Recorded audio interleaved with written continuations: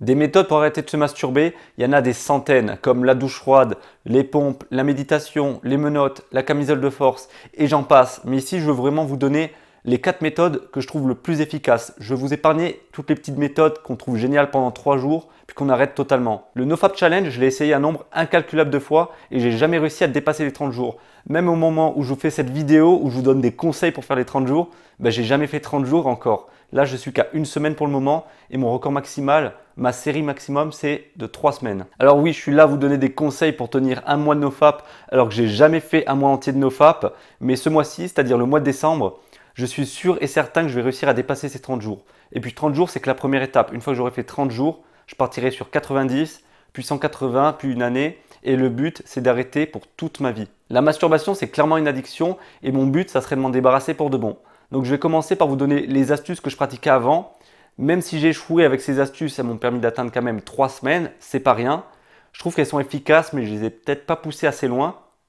Et en plus de ça, les nouvelles astuces que j'ai implémentées depuis quelques jours et grâce auxquelles je suis sûr et certain d'atteindre le mois entier. Première astuce qui m'a permis d'atteindre ces 3 semaines, si vous connaissez maintenant un minimum, c'est le conseil que je donne pour tous les défis 30 jours, c'est de se trouver un ami avec qui faire le défi. J'avais à ce moment-là un de mes meilleurs amis qui était vraiment très motivé pour qu'on fasse le défi ensemble et en plus il a exactement la même philosophie que moi sur le NoFap. Donc on a commencé le défi ensemble et le but c'était pas de se décevoir l'un et l'autre. Au final ce défi je le faisais plus pour lui, pour pas le décevoir, pour pas être le premier à craquer que pour moi. Et inversement, il avait exactement le même ressenti avec moi.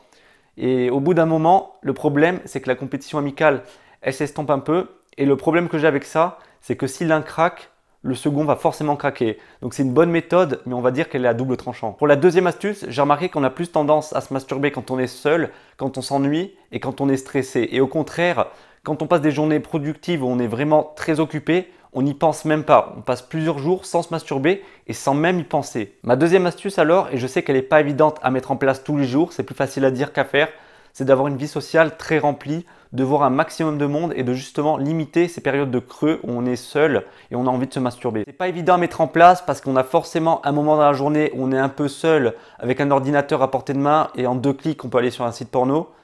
Mais c'est la meilleure astuce selon moi si vous arrivez à la mettre vraiment en place. Elle va vous permettre de réussir le challenge sans faire aucun effort. Si vous passez toute la journée à travailler, à voir des gens en dehors, votre esprit n'aura même plus le temps de penser à la pornographie et donc à la masturbation. Et ça rend vraiment le challenge beaucoup plus simple. Vous n'aurez pas résisté à vos pulsions et ça rend la chose tellement plus simple. Et je sais que comme j'ai dit, c'est pas évident à mettre en place et je pense même que c'est impossible à mettre en place tous les jours. Donc au bout d'un moment, vous avez forcément relapse. C'est donc ce qui m'est arrivé. Même si ces 2 méthodes, je les trouve vraiment géniales, je trouve qu'elles vont bien ensemble. Apparemment, ce n'était pas suffisant et ça ne m'a pas permis de dépasser les 3 semaines. Ces 2 astuces, je les trouve vraiment géniales. Pour le mois de décembre, pour mon défi 30 jours, je vais continuer à les mettre en place. Je pense qu'elles peuvent vraiment m'amener loin. Et comme j'ai dit, même si elles ne sont peut-être pas suffisantes, je vais implémenter de nouvelles astuces pour m'aider à tenir ce défi. Donc la première, elle peut paraître évidente. Je me dis comment j'ai pas pu y penser plus tôt. C'est simplement de mettre une extension pour bloquer les sites porno. J'utilise une extension Mozilla qui s'appelle Blocksit tout simplement. Donc je l'ai configurée en créant ma blacklist, c'est-à-dire j'ai mis tous les sites porno auxquels je ne peux plus accéder. J'ai rempli aussi des termes ou plutôt des mots-clés. À chaque fois qu'un de ces mots-clés ou même plusieurs mots-clés apparaîtront sur un site, le site se retrouvera bloqué. Donc des fois, il peut quand même avoir des petites erreurs, c'est-à-dire un site qui n'a aucun rapport avec le contenu pornographique qui se retrouve bloqué. Mais dans ce cas-là, il n'y a aucun souci, j'ai juste à rentrer mon mot de passe pour débloquer l'accès. Ce qui est génial aussi avec cette extension, c'est que je l'ai configurée, c'est-à-dire à chaque fois que j'irai sur un site porno, j'ai fait en sorte que le site me renvoie sur ma vidéo YouTube où je parle de mon défi 30 jours. Et donc ça va me rappeler vraiment pourquoi je fais ce défi et ça va me motiver à ne pas abandonner, à continuer là-dedans. Le seul petit bémol, c'est que même si j'ai bloqué tous ces sites, je peux quand même désactiver l'extension en 2 clics. Ce que je fais alors pour le moment, je me fais plutôt confiance. Le mot de passe pour désactiver tout ça, je le garde personnellement. Mais si un jour je devais échouer encore une fois le défi, ce mot de passe, je le confierai à quelqu'un. C'est-à-dire je le changerai, ou plutôt cette personne le changera, comme ça je ne le connaîtrai pas et je ne pourrai pas désactiver l'accès. L'autre astuce que j'ai mise en place, c'est que j'ai plusieurs partenaires NoFap sur Internet et à chaque fois que je vais désactiver Blocksit, ça va leur envoyer directement un email et ils vont savoir que j'ai échoué mon défi.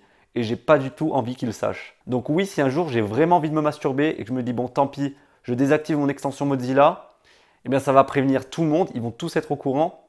Et ça met quand même assez la pression de dire, si je vais sur ces sites, j'avouerai à tout le monde l'échec de mon défi. C'est le mécanisme de la pression sociale. On n'a pas envie de s'avouer vaincu face aux autres, donc je trouve que c'est très efficace et je croise les doigts pour que ça marche au moins tout le mois. Pour la dernière astuce, je ne vais pas être tout seul parce que les petits enfants de l'UNICEF vont m'aider. Alors non, ce ne seront pas mes nouveaux partenaires NoFap, je m'explique. À chaque fois que je vais relapse, c'est-à-dire à chaque fois que je vais casser ma série et que je vais recommencer à zéro, je m'engage à faire un don à l'UNICEF d'une valeur de 25 euros. Pas plus parce que je trouve que ça serait trop et je sais que je ne le ferai pas. Et pas moins parce que ça serait pas assez et je me dirais bon, que 10 euros, tant pis, allez, on va relapse. Donc 25 euros, je trouve personnellement que c'est la somme parfaite. C'est pas trop élevé ni trop peu, mais ça pique quand même un petit peu et j'aurais pas envie d'être trop généreux avec ces enfants. Le seul souci avec cette méthode, c'est que les dons ne dépendent que de moi. Il n'y aura pas d'autres personnes pour vérifier si j'ai vraiment échoué et si j'ai vraiment fait mon don. Donc je compte sur moi pour le faire, je sais que je le ferai, je m'engage à le faire. À chaque échec, je ferai un don de 25 euros et je m'engage à le tenir. Ça dépend vraiment que de moi, mais je le ferai quoi qu'il arrive. Ce qui est cool alors avec cette méthode, c'est que si jamais ça fonctionne pour moi, j'atteindrai les 30 jours vraiment facilement, ou même peut-être les 90 jours. Et si jamais j'échoue, je ferai des dons et j'endrai des petits enfants heureux. Voilà alors les 4 méthodes que j'ai commencé à mettre en place. Les autres méthodes, on s'en fout. J'ai gardé pour vous que les meilleures. Je pense que ce sont les meilleures, clairement. Elles vont m'aider à atteindre les 30 jours et même à aller au-delà des 30 jours. Et on va essayer d'être le moins généreux possible. Petite astuce bonus pour ceux qui sont restés jusqu'ici. Vous allez économiser pas mal de feuilles de sopalin. Et ça, c'est bon pour la planète. C'est tout pour aujourd'hui et je vous dis à demain pour la prochaine vidéo. Ciao!